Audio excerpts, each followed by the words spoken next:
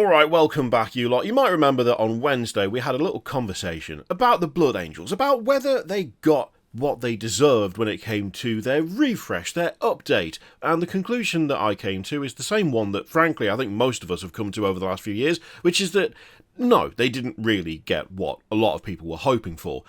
But in the process of doing that, in the process of looking at what the Blood Angels have currently and what they've lost, there is something that actually stood out to me quite significantly about the Dark Angels, which is the fact that there's 4 models in that range that, frankly, I am absolutely amazed are still around. Now, before we get into that, this video is sponsored by Warmag. Warmag is currently having a massive Black Friday sale all the way through until midnight UK time, Monday the 1st. You'll be able to save 30% on base sheets, magnets, and 20% on box combos. If you're somehow unfamiliar with Warmag, it is the best miniatures transportation and storage system that you can get. It's super easy. You get a really useful box. You get a lovely, lovely base sheet, which come in a whole bunch of varieties, by the way, including official War Machine base sheets. Don't worry, you don't just have to have the logo, you can have some faction-specific goodness as well. Or if you fancy something a little bit different, you can be absolutely full of beans. This is real. This is a genuine base sheet that they sell. I'm just saying. The option is there. Once you've got your really useful box and your chosen base sheet, you simply get your miniature and you put one of their magnets that sits inside the rim of the base, so it's nice and invisible when you're actually gaming. And once you've got the miniatures in there, you just got to test it. That's the most fun part, actually. That's the bit that I enjoy the most, just swinging it around a bit. Actually, no, that's not the best bit. That's not the best bit. The best bit is being able to take your models places without them falling apart in the go. That's the best bit. That's actually the best bit. Now, not only is Warmag having their Black Friday sale, if you use the code KIRIOTH5 at checkout, you will get 5% off your already discounted price. That is solid. Head over to Warmag using the link in the description and the pinned comment down below, and once again, do not forget to use that KIRIOTH5 code for an extra 5% off. Thank you to Warmag for sponsoring this video. Now let's get back to it. There's a good chance that some of you will already know what models we're about to talk about. There's a good chance that you too will have looked at them recently and gone, how are these still a thing? How are they still going? When things like box noughts have been relegated to legends and you can't even buy them anymore, when a good chunk of the Firstborn stuff is just flat out gone and no longer sold, when everything is about Primaris and all the new stuff that's come out for them, how is it that these models have survived this far? I mean, we're talking about the Land Speeder Vengeance, we're talking about the Dark Shroud, we're talking about the Nephilim Jet Fighter, and of course, the Dark Talon. And actually, to an extent, we're also talking about Samael, but we'll get to that in a minute. The fact is that these models, they're not actually that old, comparatively. When it comes to the grand scale of Games Workshop miniatures, they're hardly, ancient. 2013.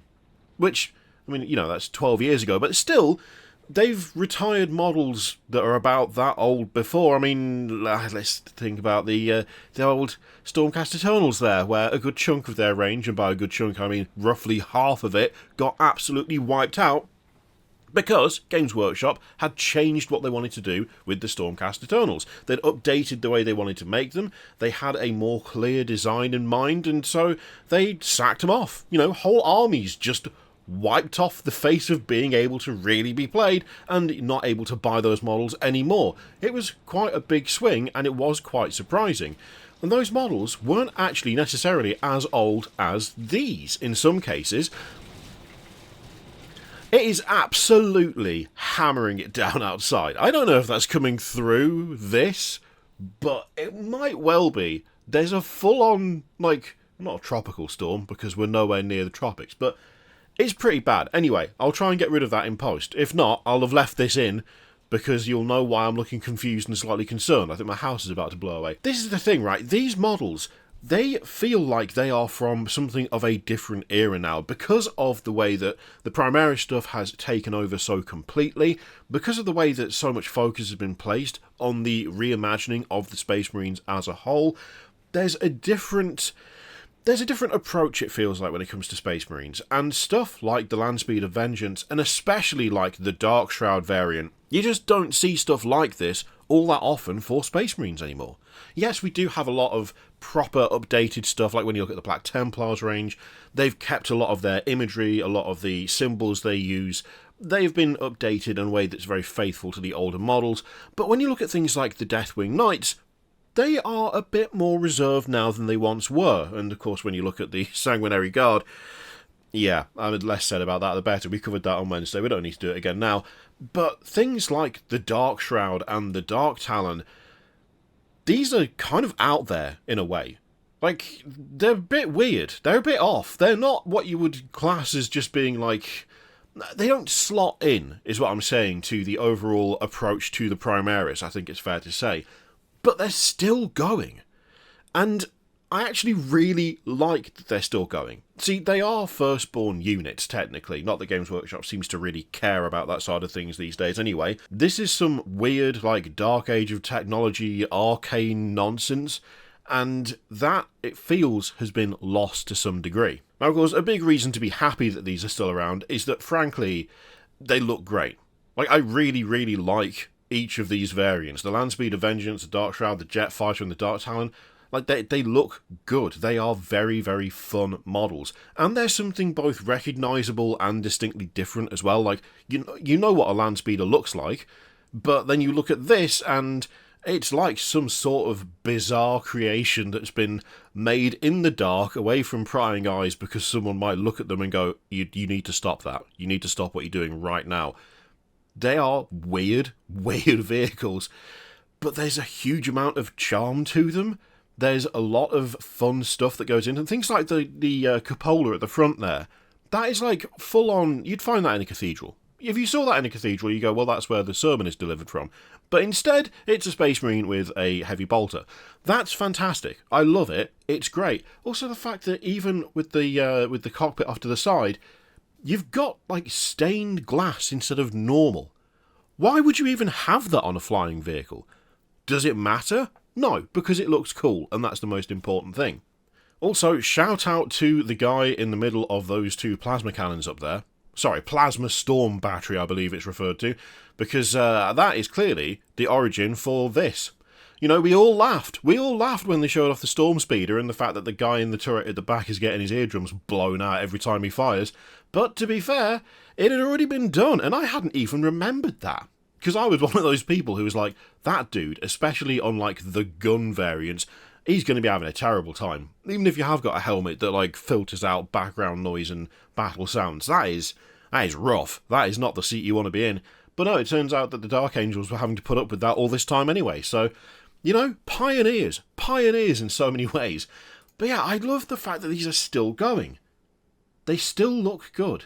I think because of the fact that they are so different to what the rest of the Space Marines get, I think there is still space for them because of that.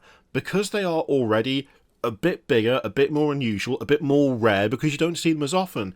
The fact that they're not really as in line with the Primaris stuff that Games Workshop has been focusing so heavily on, I think it works for them, and like it's in their favour. It means that they're not really going out of style yet, because they are significantly different to pretty much anything else. Now, of course, a lot of that is helped by the fact that Games Workshop have... The line has been blurred, you know? The line has been blurred. There's no real barrier between Firstborn and Primaris anymore with the way Games Workshop presents stuff. I mean, hell, we took a look at the Castellan for the Black Templars on Wednesday, and when that was put out, they were just like, it's the Castellan. And everyone went, yeah, but is it Firstborn or is it Primaris? And they went, good question. That's the Castellan, and yeah, that's what he is. They didn't actually, like, they were just like, whatever, do what you like, which feels like that's mostly what they've been going for, but again, is possibly something that is in favour of these specific models sticking around for a bit longer. This is the thing that is a little bit concerning, though, the fact that when they did the refresh for the Deathwing, they simplified them. They didn't fully like switch out what they were and how they worked and how they looked.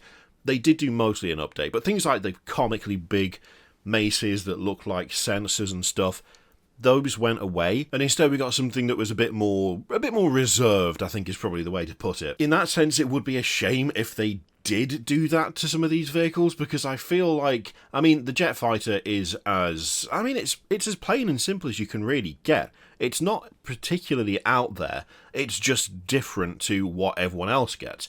But as a design, it still holds up. When it comes to the Dark Talon, you do have a bit more of that imagery, you do have this extremely odd sort of shrine situation going on just behind the cockpit and things, which might not necessarily survive into a, revised version of the model. God knows what they'd do to the Dark Shroud. I mean, that is genuinely one of those ones that it'd be a real shame if that did get ditched, because I don't know what they would do to update this without losing what makes it so interesting in the first place, which is also something that stylistically is not something that I think they would do today. But really, I'm still just astonished that these are still around. Like I say, 2013 isn't actually that long ago when it comes to Games Workshop models, but they've proven themselves, especially relatively recently, to be fairly cutthroat about just getting rid of stuff that they're not that interested anymore, or that they've had a change of heart about stylistically, the Stormcast being a perfect example of that. And these feel like they could have been candidates for being chucked well before now, but they're not. So cherish them whilst they're still here. Who knows how long they'll continue to be around for, but also they are holding up nicely. These are some good looking models, and I would not be mad if they never touched them again, frankly, or if they did touch them, they stuck really rigidly faithful to them. That would be quite nice. Maybe scaling up a little bit, maybe changing a few things, but really, do they need it? I don't think they do. I think they actually still rule, as they always have. So yeah, just random rambling on Friday, because that's what you tend to get from this channel anyway, so I don't know why I'm saying it as though that's some sort of surprise. Thank you very much for watching. Let me know what you think of that lot in the comments down below. Thank you again to Warmag for sponsoring the video. Remember, use Kirioth5 at checkout for even more of a discount on your discount. Insert the exhibit meme here. Yeah, thank you very much for watching, and I'll see you for the next one.